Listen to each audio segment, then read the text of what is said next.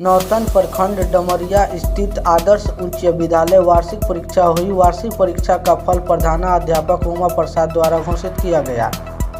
उस परीक्षा में प्रथम श्रेणी, द्वितीय श्रेणी और तृतीय श्रेणी अंक प्राप्त करने वाले छात्र छात्राओं को प्रधानाचार्य उमा सर और director Sumit Kumar Srivastava pen copy देकर बच्चों का सम्मानित किया।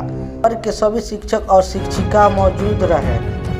9वें वर्ग का विद्यार्थी प्रियांशु कुमार प्रथम श्रेणी को प्राप्त किए। हरकेश कुमार यादव द्वितीय श्रेणी को प्राप्त किए। उसी वर्ग में सोनी कुमारी जो पढ़ाई के कंपटीशन में हरकेश का पीछा करते हुए कम अंकों से तृतीय अंक प्राप्त किए। 7वां वर्ग में संजीदा परवीन विद्यालय का छात्र छात्रा के बीच विद्यालय टॉप का स्थान प्राप्त किए। 8वें वर्ग से संदीप कुमार प्रथम श्रेणी, शाहिद कुमार द्वितीय श्रेणी अंकों से स्थान प्राप्त किए। विद्यालय के director Sumit Kumar Srivastava, principal Uma sir, Renuka miss, Prince Kumar, Sahid Khan और त्रिलोकी राय विद्यार्थियों को उज्जवल भविष्य का आशीर्वाद दिए।